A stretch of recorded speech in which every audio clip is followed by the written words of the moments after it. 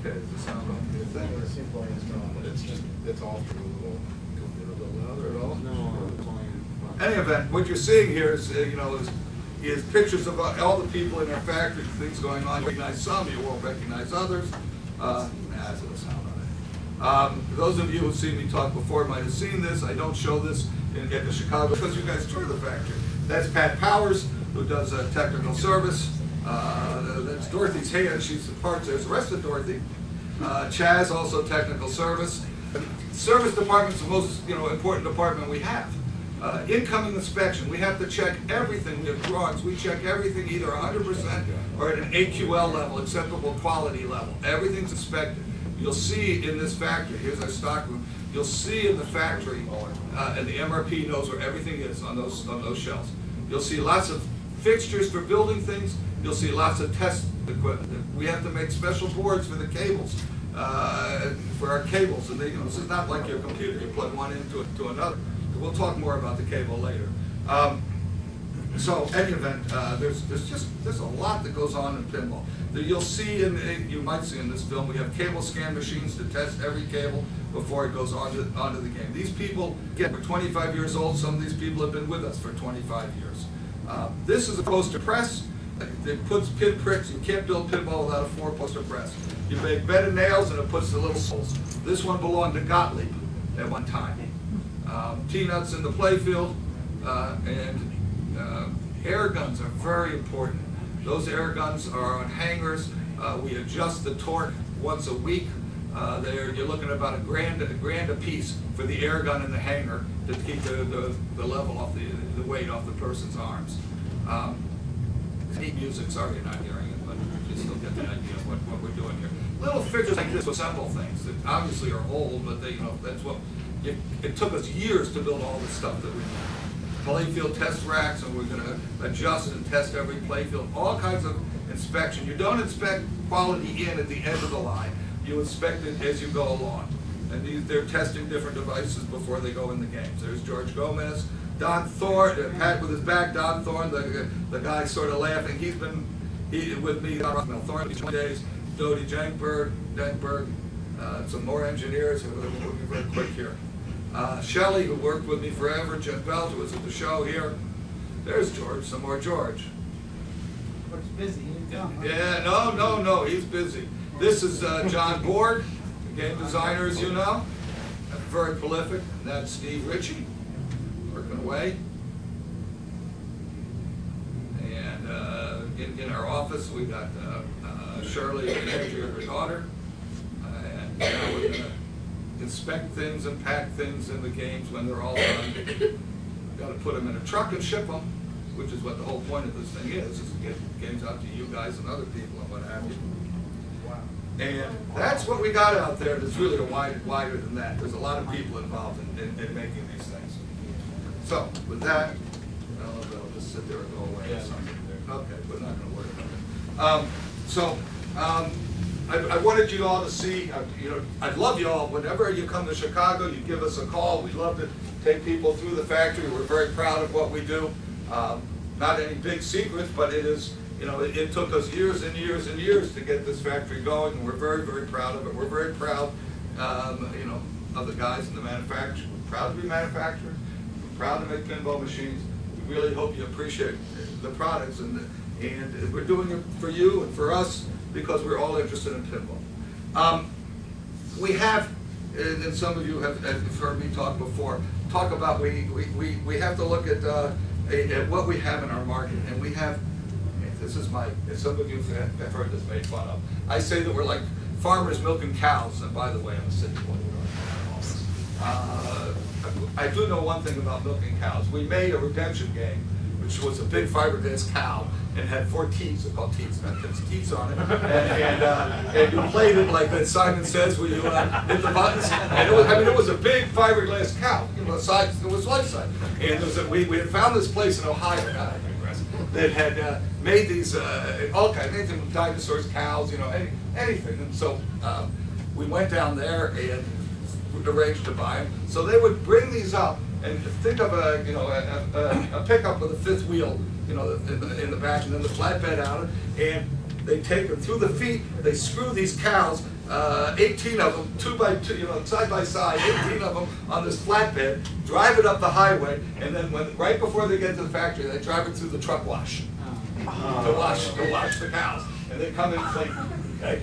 So anyway, we have made redemption. We've made some very good redemption games. We're really pinball manufacturers. But if you go to the Dave & Buster's here, you'll see 2 that look brand new and they're not Monopoly that were ours, and 2 that look brand new and they're not Simpsons, rolled out Simpsons Cookie Carnivals.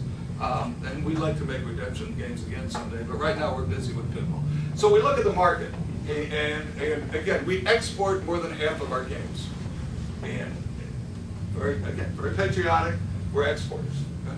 We're not just making for you guys here, we're making for the world. The business is stronger in some places than others. Asia's not too big. We're trying to do something in China. If we can get in there and introduce pinball to people who've never played it before, then it's a hot lick all the way across.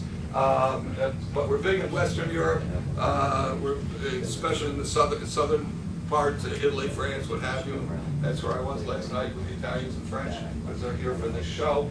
10% of our business almost is France, 10% of our business almost is Italy. We're big, we do a nice job in Australia. 3 different markets, 3 legs of that stool. You guys, enthusiasts, again, which I divide into, it combines, but they're collectors, there's competitors, and collector competitors, what have you.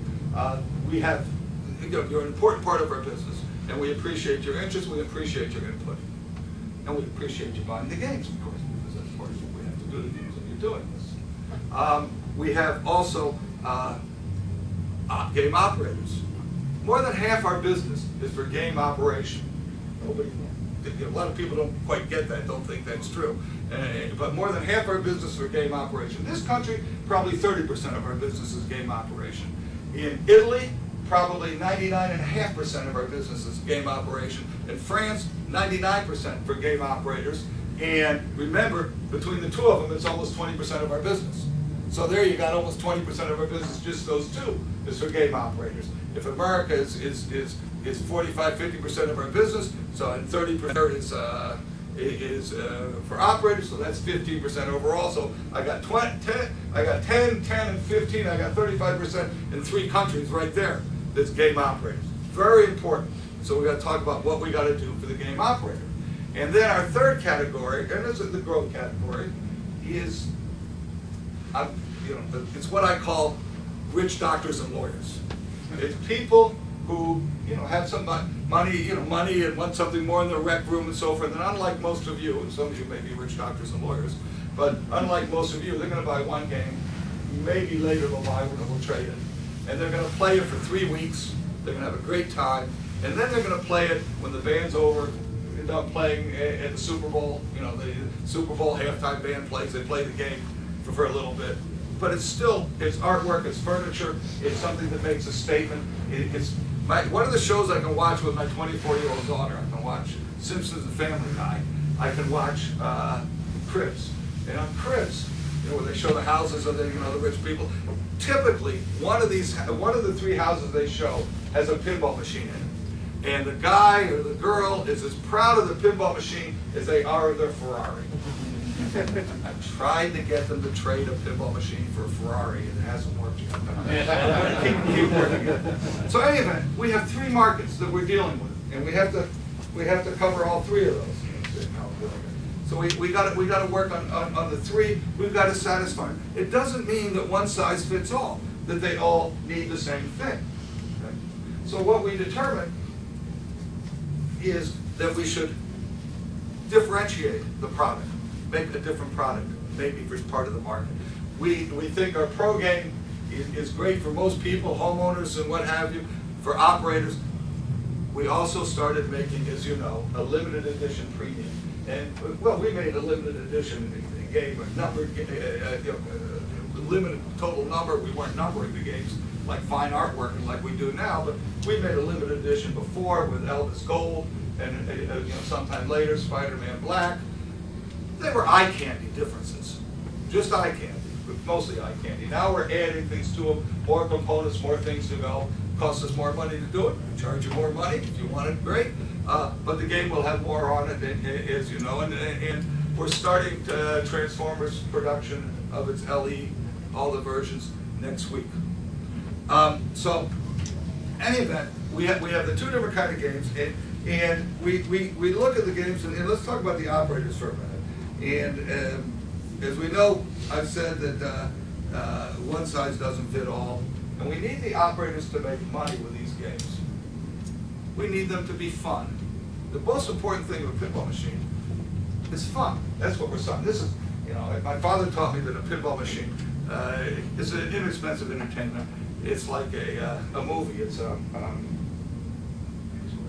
got to have a theme, action, climax, good photography, good promotion, good distribution, good photography, artwork, good promotion, good sound, good promotion, good distribution. All just like a movie. The only difference is that I always use, and I'm dating myself, a movie, China Syndicate, which is about the nuclear meltdown which happened about the time we had a nuclear meltdown of one of these power plants. And the point is that we're there about fun. We're not telling any great moral story. We're not trying to convince anybody of anything. We're just trying to give fun, a little bit of that fabric of life. And so, you know, that's what we're doing. Well, the operator has to make money with these games. And I am firmly convinced if operators don't make money with pinball machines, we're making some changes to help that. I think they need to change their split on locations. They typically split 50-50. And for all of it, that really doesn't work much anymore. They need to increase, you know, 35, 65. We see some of that. If operators don't make money with pinball, then we just make a collector game. And we don't make pinball machines. Now, if we don't make coin-op. If we don't have coin-op machines, if it's not out in the public, if we can't get it out in the public, it's not going to be cool anymore. People collect things because they're either today's or yesterday's version of something.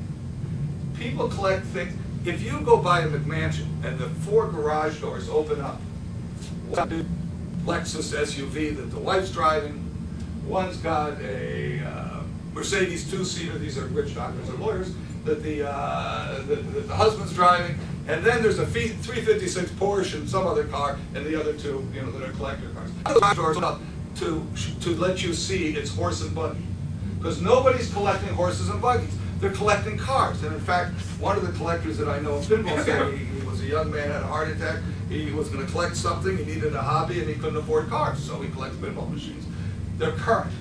In fact, I think, and you guys may correct me, I think the games that have the most value were probably, and they're most collectible and most people want, were probably not from the 60s, or not Woodlegs of the 40s and 50s, but are 80s and 90s and 2000 games, because they are comparable current to, similar to, don't do everything we're doing now, to what we do. I mean, listen, you guys trick out pinball machines, and I haven't seen anybody trick out and put LED colored side molding and all that stuff on it.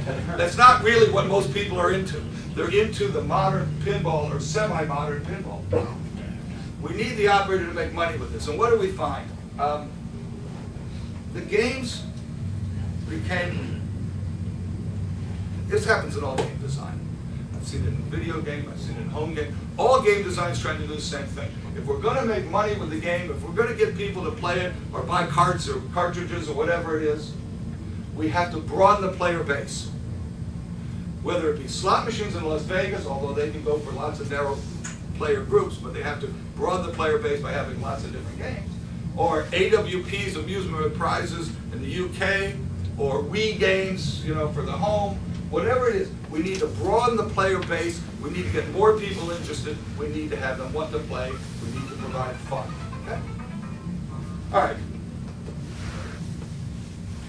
We look at what happens in game design, and as the player gets better, the designers make the game harder. As the player gets better, we make it more complex. The computer lets us do so much.